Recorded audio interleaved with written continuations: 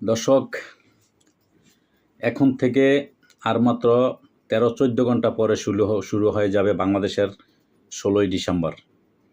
16ই December আমাদের 1971 সালে 16ই December স্বাধীনতা দিবস। আপনারা জানেন এই ডিসেম্বর জুড়েই বাংলাদেশের অনেক ইতিহাস আছে।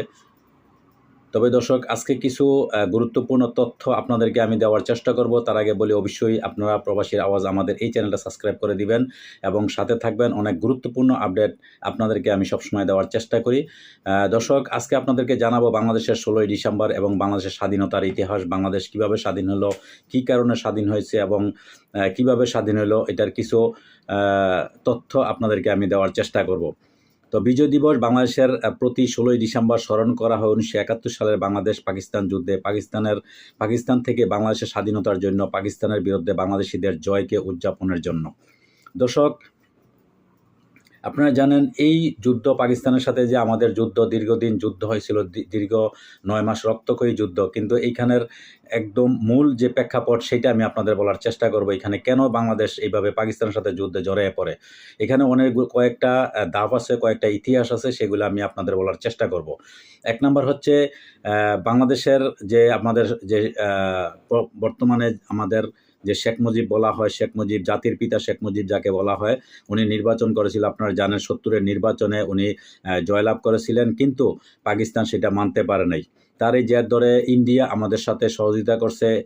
পাকিস্তান আগের থেকেই একবারে যখন 1947 সালে যখন পাকিস্তান ইন্ডিয়া থেকে, ভারতবর্ষ থেকে যখন আলাদা হয় ব্রিটিশ আমল থেকে, ব্রিটিশের পর থেকে যখন এটা আলাদা করে দেওয়া হয়, তারপর থেকে পাকিস্তানের সাথে ভারতের একটা কঠিন একটা ষড়যন্ত্র বা কঠিন দুশ্মনী তাদের সাথে চলছে, তো চলছেই।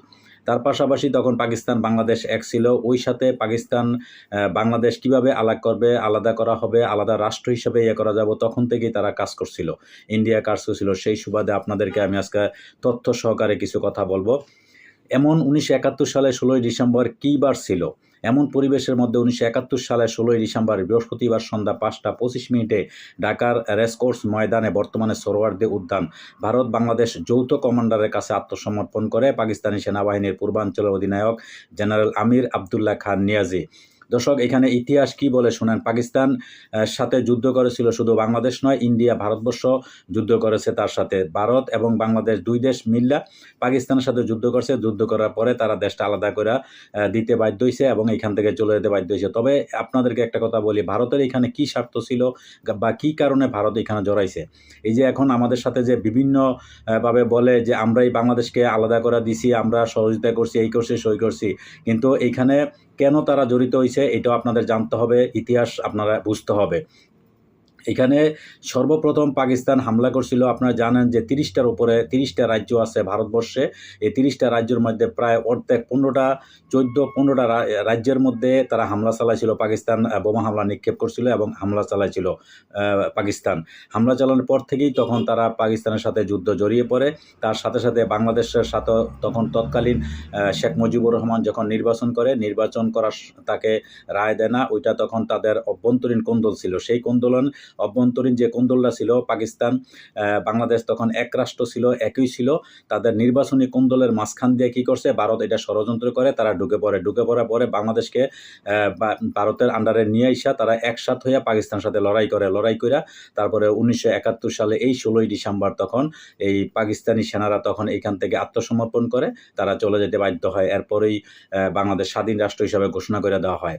কিন্তু তখন থেকেই এটা আমাদের বাংলাদেশ যখন জন্ম হয় বা 1971 সালে, তখন থেকেই ভারত ষড়যন্ত্র। তারপর থেকে সবসময় আমাদের পুতুল হিসাবে। আমরা পাকিস্তান থেকে কেন আলাদা হইলাম? পাকিস্তান থেকে আলাদা হওয়ার একমাত্র কারণ হচ্ছে তারা আমাদের ভোটের অধিকার, তারা আমাদের একটা রাষ্ট্র বা আমাদের যে জাতি হিসাবে আমাদেরকে তারা মূল্যায়ন করতো না, আমাদেরকে শোষণ করতো। এই কারণে তো আমরা পাকিস্তান থেকে স্বাধীন হয়েছি। কিন্তু স্বাধীনের পর থেকে আমরা কি দেখলাম, এই আজকে প্রায় 53-54 বছর আজকে এই বাংলাদেশ স্বাধীন হওয়ার পর থেকে এই পর্যন্ত ভারত আমাদেরকে সবসময় শোষণ করে আসছে। আপনারা জানেন যে বর্ডারে সবসময় গুলি করে মানুষ মারতেছে। তারপরে দীর্ঘ 16 বছরের যে ইতিহাস সমাপ্ত হলো। আপনারা জানেন গত আগস্টে 24 আগস্টে যে ছাত্র জনতার মধ্য দিয়ে যে আমাদের স্বৈরাচারী শেখ হাসিনা পলায়ন করে এবং দেশ ত্যাগ করতে বাধ্য হয়, তার মধ্য দিয়ে ভারতেরও কিন্তু এখানে পরাজয় হয়।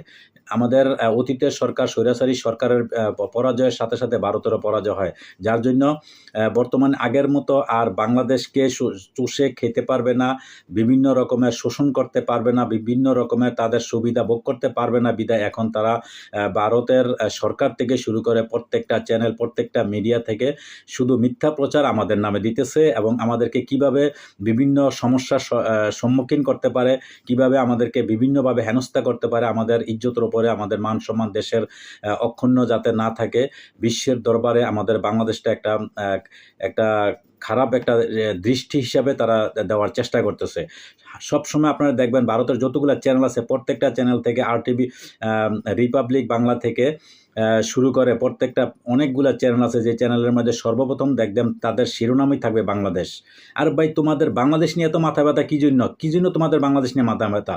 তাদের দেশের ভিতরে আপনারা জানেন যে কত রকমের যে মানবাধিকার বিরোধী কাজকর্ম চলছে দীর্ঘ বৎসর। আপনারা জানেন অনেক বছর পর্যন্ত বাংলাদেশে, ভারতে হিন্দুদের, মুসলমানদের উপরে অত্যাচার হইতেছে। এরপরে সংখ্যালঘুদের উপরে বিভিন্ন রকমের গরুর মাংস খাওয়ার কারণে তাকে হত্যা করা হয়। ভারতের সবচেয়ে বড় বাবরি মসজিদ, যেই মসজিদের মধ্যে 1 লক্ষ মানুষ একসাথে নামাজ পড়তে পারো, এত বড় একটা মসজিদ, এটা ভেঙে দিয়ে এটারে মন্দির, রাম মন্দির তৈরি করা হয়। তারপরে 200-300 বছরের পুরানা মসজিদগুলা ভেঙে এগুলা মন্দির করা হয়েছে। এরপরে অনেক মুসলমানদের উপর অত্যাচার হইতেছে। এগুলা তারা কখনো তাদের দেশের অভ্যন্তরীণ যে এই ধরনের যে শোষণ হইতেছে, এই ধরনের যে অনাচার অবিচার হইতেছে, এগুলা তারা কখনোই বলে না। শুধু কেবল তাদের একটাই মাথা ব্যথা, বাংলাদেশে কী করছে না করছে। বাংলাদেশ নিয়ে আমাদের বিশ্বের সবচেয়ে বেশি সহনশীল এবং সবচেয়ে আমাদের ধৈর্যশীল এবং হিন্দু, মুসলমান, বৌদ্ধ, খ্রিস্টান সবাই একভাবে মিলেমিশে বসবাস একমাত্র একটা দেশ, সেটা হচ্ছে বাংলাদেশ।